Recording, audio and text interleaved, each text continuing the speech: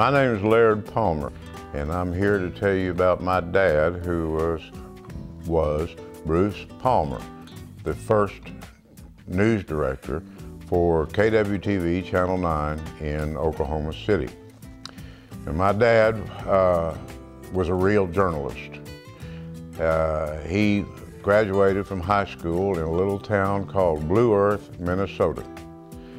And after he graduated, he attended Cornell University for 3 years.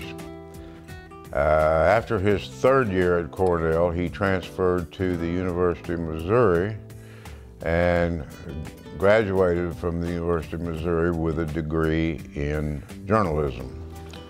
And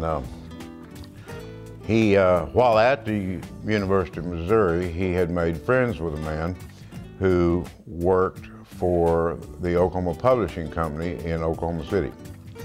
And that man, his name was Paul Hood, and he later became the chief correspondent for the United Press in Oklahoma.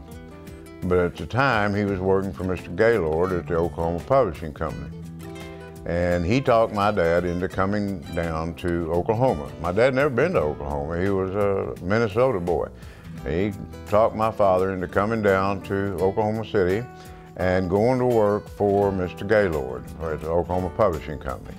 And my dad worked for Mr. Gaylord. He worked on the WKY radio, and he worked for the newspaper, the Daily Oklahoman and the Oklahoma City Times. He did lots of different things for the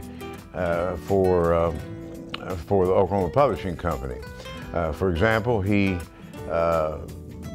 Oklahoma City at the time had a minor league baseball team called the Oklahoma City Indians, and they were a farm team of the Cleveland Indians.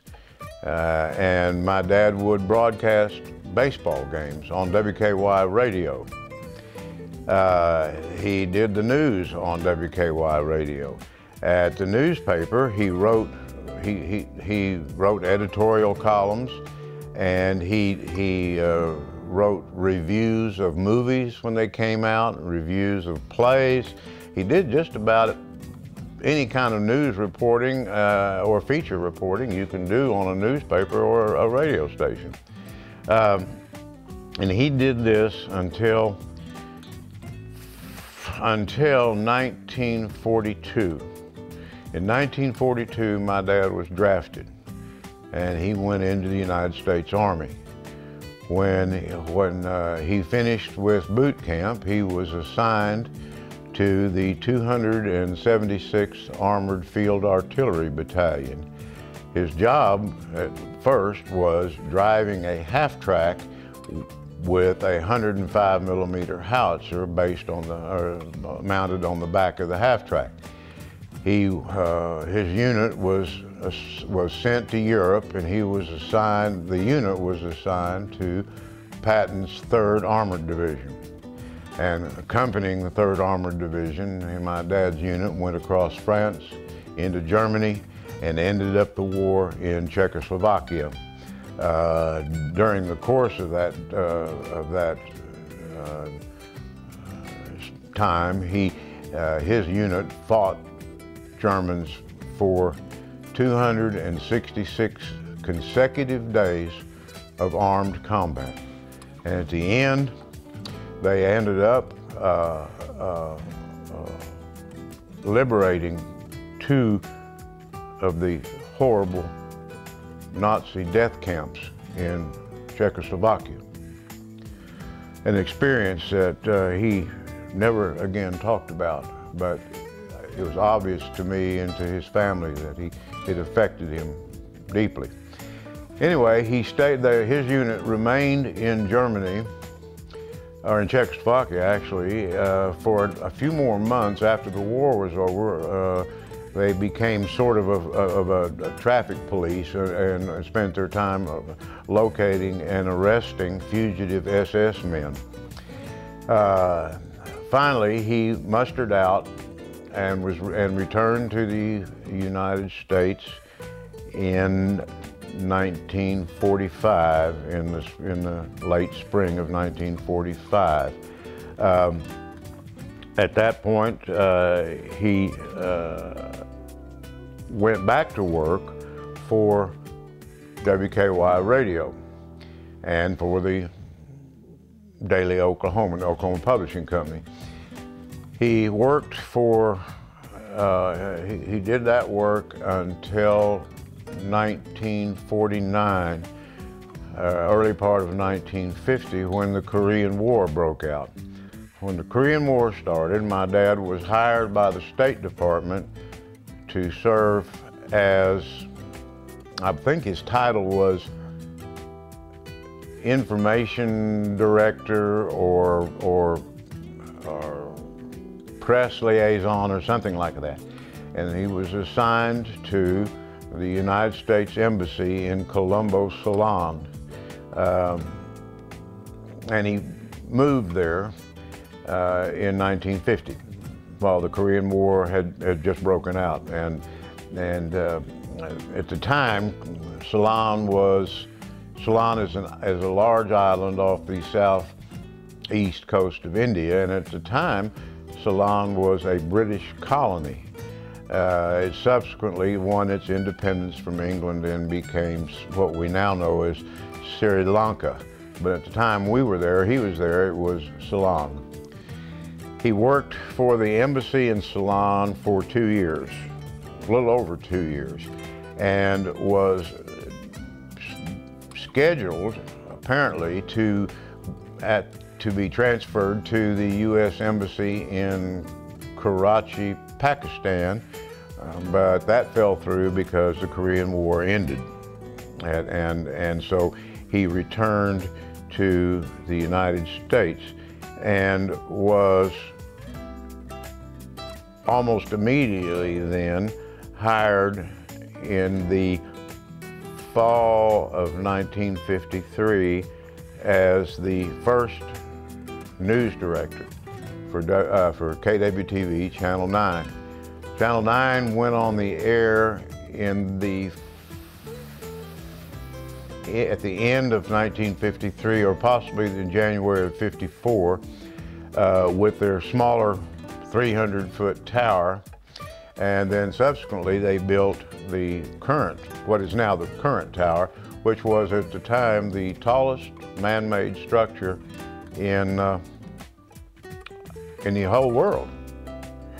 And my dad was the news director, and he presided over a news department that consisted of 3 people: my dad, and a man named Mark Weaver, and the weatherman. And this was a black and white local television station. And my father and Mark Weaver would travel around Oklahoma and around Oklahoma City during the daytime, filming car wrecks, tornado aftermath, all kinds of newsworthy events. And they would film them with what amount to a movie camera. And then they would take it back. They would go back they had to be back at the station, like around 4 or 5 o'clock in the afternoon, so that they could develop the film and have it available for the 6 o'clock news. And my dad did the 6 o'clock news almost every night for years. And Mark Weaver would do the 10 o'clock news. But the rest of the time during the day, they were running their heads off all over Oklahoma, taking film and getting it back to the station in time to put it on the news that night. Now, sometime after that, and I'm going to say probably 1956, although I'm not sure of that, they hired a 4th person, a man named Ernie Crisp, who was a photographer, a cameraman. And Ernie's job was to travel with my dad or with Mark Weaver, whoever was going out that day, and do the filming, while my dad or Mark would be reading the news or reading the events that they were reading about the events that they were filming. And then they would race back to the station again to have the film developed in time to make the 6 o'clock news. And sometimes they wouldn't make it. Sometimes they just didn't get there in time, and then Mark Weaver would present the film at the 10 o'clock news.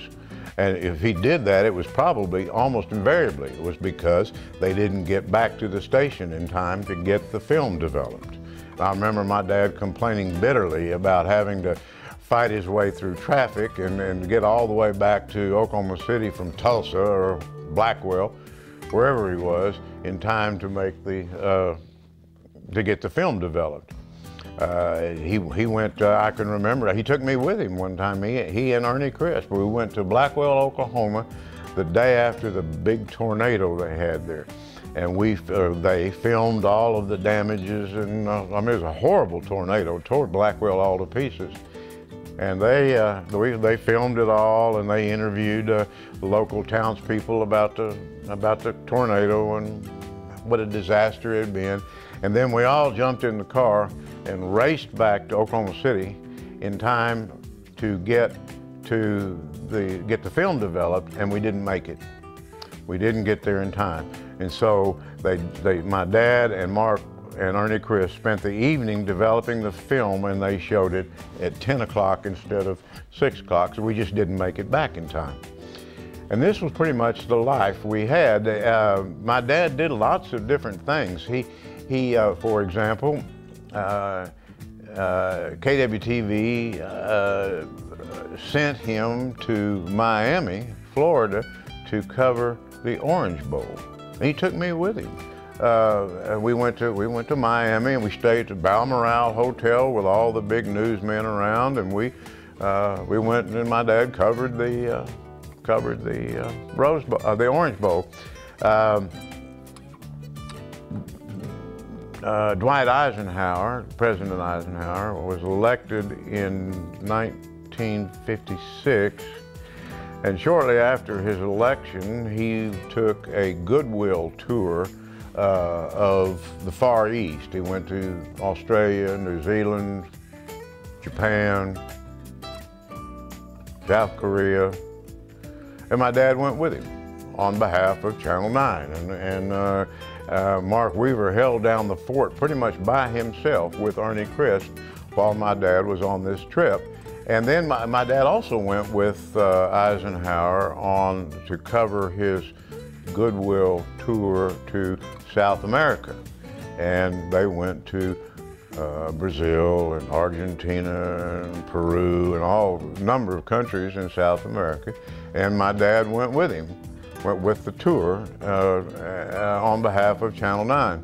And but at the time that was going on, when he left to go with General Eisenhower on his tour, there's still they still had like 3 people left, and Mark Weaver and Ernie Crisp held down the fort for my dad while he was gone on those trips. He was he was not a television news personality. He was a true journalist who did radio journalism, television journalism, and newspaper journalism all his life. I recall one of the many things that took place in those days that I thought was, my dad thought was interesting, or I thought was funny, interesting. My dad hired, I told you, he hired Ernie Crisp to be a cameraman, and because Ernie's hiring increased the personnel of the news department from 3 people to 4. It was a very significant hire, and my dad and Ernie, or Mark Weaver and Ernie, would travel around Oklahoma to and report on events taking place around the state. As I said, tornadoes, car wrecks, floods, whatever. And I can recall my dad, Ernie Crisp was an excellent cameraman, and a consummate professional. But he drove my dad crazy because as they traveled around Oklahoma and they ate in cafes and restaurants around the state, Ernie insisted on putting ketchup on everything he ate. Meat, potatoes, vegetables, whatever, it didn't make any difference. He put ketchup on everything. And that drove my dad crazy.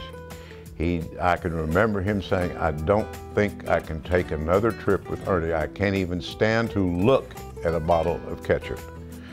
But that was just a complaint. Ernie and he stayed together all the way to the very end. Ernie, I believe, was still working for Channel 9, I think in the 60s.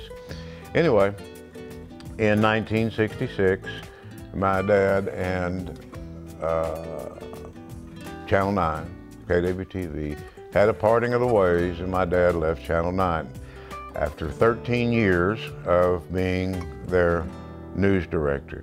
And by the spring of 1966, when he left Channel 9, the news department had grown exponentially, but was still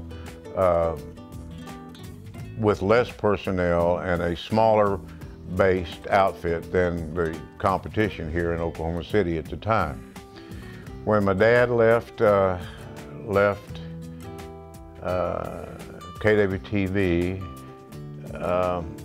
there was a governor's race going on, and one of the candidates for governor hired the Low Runkle advertising agency here in Oklahoma City to manage their gubernatorial campaign. And I do not recall, I wish I did, I don't recall who the candidate was. I have a feeling that it was Raymond Gary.